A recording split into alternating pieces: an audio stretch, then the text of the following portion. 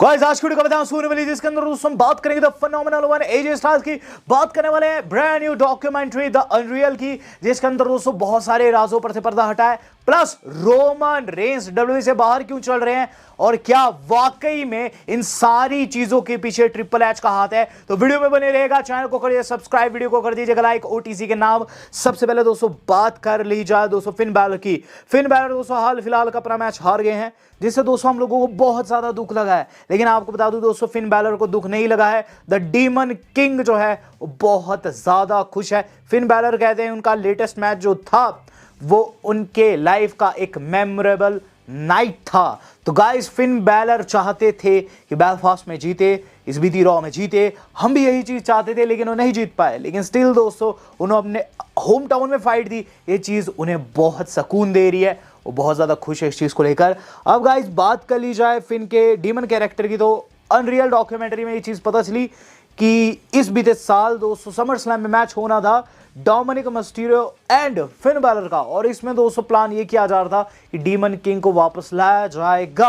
अब ये दोस्तों दो चीजें राइज करती है, पहली ये कि प्लान में चेंज क्यों लाएगा, और दूसरी चीज ये राइज होती है क्या डीमन किंग को वापस लाने की जरूरत पड़ेगी, वो भी डोमिनिक जैसे स्टार के सामने। तो डोमिनिक इतना ओवर पावर्ड है। तो ये दो सवाल दोस्तों मन में घर कर रहे हैं, जिसका जवाब हो सकता है फ्यूचर में हम लोगों को मिले। यहां दोस्तों बात कर लूं से अगली न्यूज की, तो इससे अगली न्यूज जुड़ी हुई दोस्तों एजे स्टाइल्स से। तो एजे स्टाइल्स का क्या फ्यूचर रहने वाला है गाइस, ये चीज भी बहुत ज्यादा शॉक कर रही है मुझे। The phenomenal one AJ Styles retire होने जा रहे हैं, ऐसा करके बताया जा रहा है। अब ऐसी न्यूज क्यों आ रही है, क्योंकि दोस्तों एजे स्टाइल्स का जो कॉन्ट्रैक्ट है वो फरवरी तक का ही है। और गाइज आपने हाल फिलहाल के मंडे नाइट रॉ के एपिसोड में देखा एजे स्टाइल्स ने अपना टाइटल नहीं, अपना करियर, टाइटल से बड़ा होता है करियर, वो ऑन द लाइन रख दिया है गंतर के खिलाफ में। रॉयल रंबल इनकी फाइट होने वाली है और पोस्टर भी लॉन्च हो चुका है, जो कि मैंने आपको कल की वीडियो में ही दिखा दिया था। तो गाइज यहां अगर फरवरी में कॉन्ट्रैक्ट ब्रीच हो रहा है एजे का, और एजे ने साफ कर दिया है कि ये जो 2026 साल है उनके करियर का आखिरी साल है, तो चांस ज्यादा इस बात के है कि गाइस वो रॉयल रंबल में हारने वाले हैं अपना करियर दोस्तों। और मेरे हिसाब से दोस्तों एजे स्टाइल्स एक नई डील में साइन नहीं होंगे, क्योंकि दोस्तों WWE अब मनी बेस्ड कंपनी है और टीकेओ वाले चीज़ों को कंट्रोल कर रहे हैं। एजे स्टाइल्स भी कोई अंगू पंगू सुपरस्टार तो है नहीं, कोई बड़ी डील ही साइन करेंगे, ज़्यादा से ज़्यादा चाहेंगे कि उन्हें लाभ मिले, उनकी फैमिली को फायदा पहुंचे।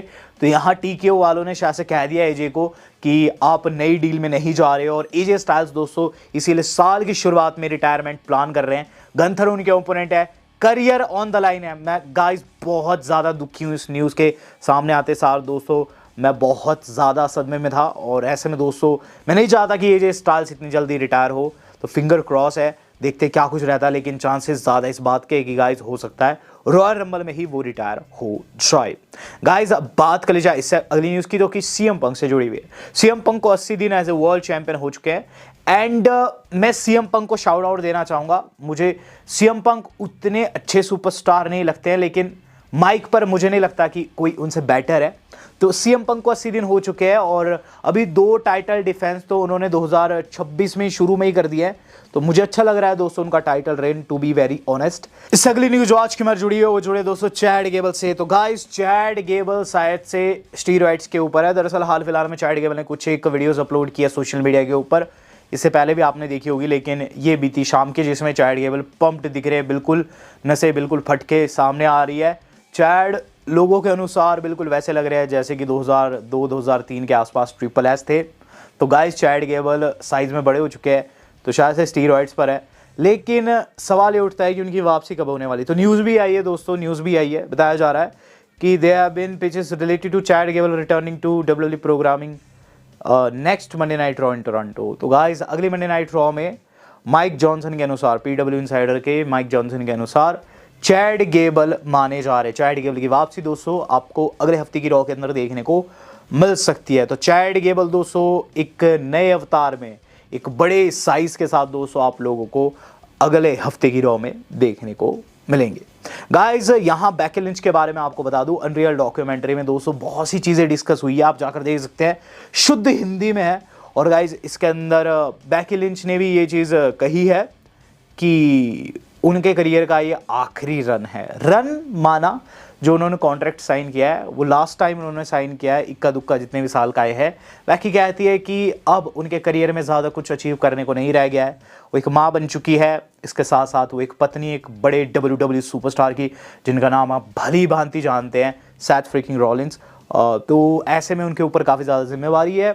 इसके अलावा उनके और भी प्लान्स हैं WWE के बाहर, तो वो इसे आखिरी रन मानकर चल रही है। तो बैकी को देखकर दोस्तों अगर आपको अच्छा लग रहा है, कुछ भी फील हो रहा है, तो इसे दोस्तों आप एक खुशकिस्मती समझिए, क्योंकि इसके बाद बैकी WWE के अंदर नहीं दिखाई देगी। उनका आखिरी रन है। लेकिन हाँ, इनका टेन्योर कितना है, ये कितने साल तक साइन किए WWE को, ये तो मुझे नहीं पता। बात करूँगा उस चीज़ की जो कि मुझे पता चली है, जो कि मुझे भी काफ़ी ज़्यादा दुख दे रही है, बैकी से ज़्यादा दुख दे रही है बैकी वाली न्यूज़ से। LA नाइट को दोस्तों ट्रिपल एच जानबूझकर गंदा बुक किया। हमने कई बार ये चीज़ डिस्कस भी की इस चैनल पर, लेकिन अनरियल डॉक्यूमेंट्री के सामने आने के बाद ये साफ हो गया। दरअसल दोस्तों प्लान्स जब भी डिस्कस किए जाते स्टार्स के साथ, तो पहले के टाइम में उन्हें नहीं दिखाया जाता था, लेकिन अब अनरियल आ चुकी है। ऑब्वियसली इसके अंदर बिहाइंड द सीन दिखाया जाता है तब का, जब दोस्तों मनी इन द बैंक जो कि LA नाइट ने काफ़ी क्लोज से हारा था, वो डिस्कस किया गया था सेथ के खिलाफ, दोस्तों आपको याद होगा। तो उसमें दोस्तों LA नाइट को जब ट्रिपल एच बता रहे होते हैं होल स्टोरी लाइन के बारे में, तो LA नाइट के एक्सप्रेशन साफ बता रहे थे कि वो खुश नहीं है। LA नाइट इकलौते ऐसे सुपरस्टार है जो कि multiple time money in the bank में रनर अप रहे हैं। बिल्कुल क्लोज जाकर दोस्तों कभी कोई उन्हें मार देता है, कभी कुछ कांड हो जाता है, मनी इन द बैंक को जीत ही नहीं पाते और लोग उन्हें mister money in the bank बनता हुआ देखना चाहते हैं। तो ये सब कुछ शायद से ट्रिपल एच की वजह से रहा, क्योंकि दोस्तों इस पूरी डॉक्यूमेंट्री में कुछ निकला हो ना निकला हो, एक चीज़ साफ निकली, एक चीज़ साफ पता चली कि LA नाइट को बैकस्टेज उतना ज़्यादा पसंद नहीं किया जाता। अब शायद से वो इसलिए भी है क्योंकि वो TNA द्वारा बिल्ड किए गए, TNA के अंदर सुपरस्टार बने। ये शायद इसलिए भी है कि बहुत से लोगों को लगता है कि LA नाइट की एज हो चुकी है। तो गाइज़ LA नाइट को बैड बुक किया गया और गाइज़ देखकर बहुत ज़्यादा बुरा लगा दोस्तों। इसे बात कर लूँ दोस्तों उस न्यूज़ की जिसे देखकर मुझे काफ़ी ज़्यादा अच्छा लगा है। गाइज़ आपको बताना चाहूँगा कि रॉक वर्सेस रोमन रेंस जो है गाइज़ आप लोगों को जल्द देखने को मिल सकता है। और इस चीज़ की दोस्तों आज टीज़ देखने को मिली आउटसाइड ऑफ WWE। रॉक का एक इंटरव्यू होता है और काफ़ी इंपॉर्टेंट ये इंटरव्यू था। द रॉक से पूछा जाता है कि सऊदी अरेबिया में होने वाली रेसलमेनिया अगले साल की क्या विचार है आपका। वो कहते हैं कि दे आर गुड पीपल, वो एक गुड जगह है। मैं सऊदी को अप्रिशिएट करता हूँ जिस तरीके से उन्होंने चीज़ों को एग्जीक्यूट किया है, पास्ट में करते आए हैं, जिस तरीके का उनका योगदान रहा है WWE की प्रगति में। तो यहाँ दोस्तों द रॉक जो है बहुत ज़्यादा खुश है सऊदी से, सऊदी की क्राउड से।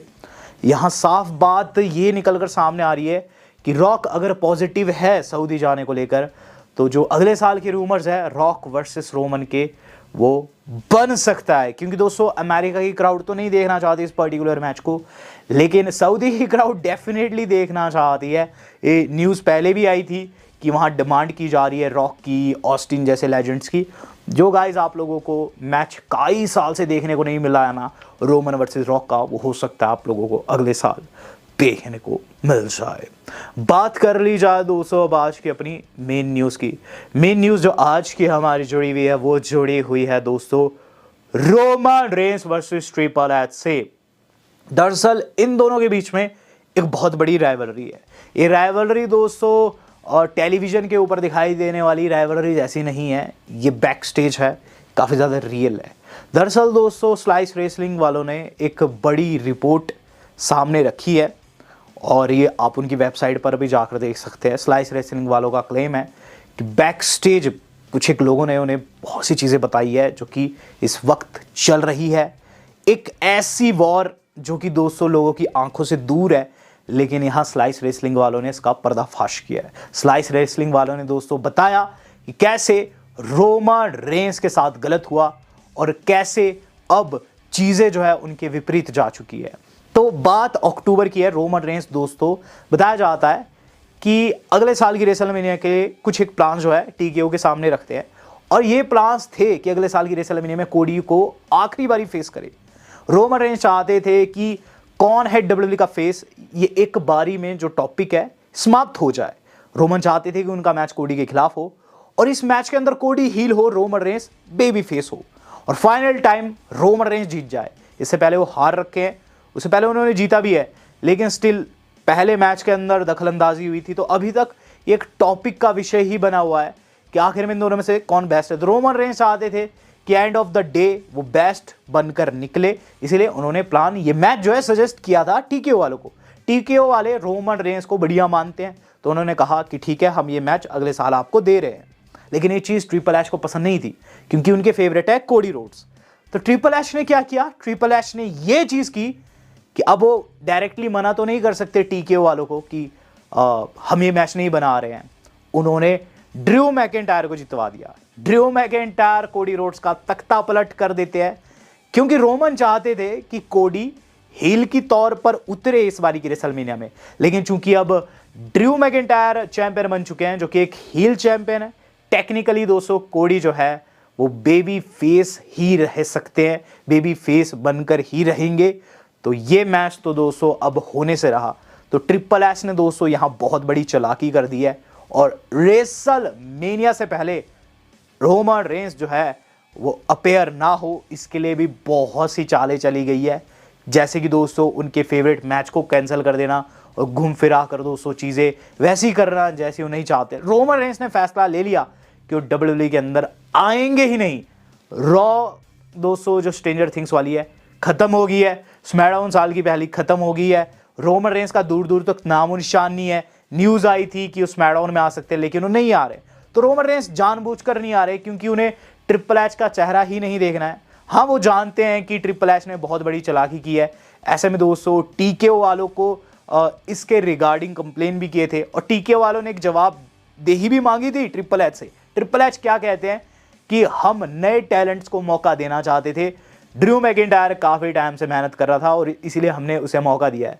लेकिन देखने वाली चीज़ ये भी है दोस्तों कि इससे पहले ड्रू मैकिंटायर ने कितने मौके गंवाए और इसी टाइम पर ही ड्रू मैकिंटायर क्यों चैंपियन बने। और सवाल ये भी बनता है कि एक छोटे से शो स्मैकडाउन के अंदर ही क्यों चैंपियन बने। उनके यहाँ रेसलपलूजा था, सैटरडे नाइट मेन इवेंट भी था, लेकिन ये सिर्फ इसलिए किया गया ताकि रोमन रेंस को नीचा दिखाया जा सके कि दिमाग में मैं तुमसे कितने आगे हूं। तो एक triple H and Roman Reigns के बीच में लड़ाई छिड़ी हुई है और इसलिए रोमन रेंस डब्ल्यूडब्ल्यूई से बाहर चल रहे हैं। बहुत से लोग कह रहे हैं कि रोमन रेंस को डब्ल्यूडब्ल्यूई को ही छोड़ देना चाहिए। अब इस पर मैं आपका ओपिनियन चाहता हूं, डू लेट मी नो कौन सही है इस पूरे मैटर में। मैं आपका विचार चाहूंगा, तो नेम ड्रॉप जरूर करना। वीडियो मेरी आज की इतनी थी, आज तक के लिए इतना ही। धन्यवाद, शब्बा खैर।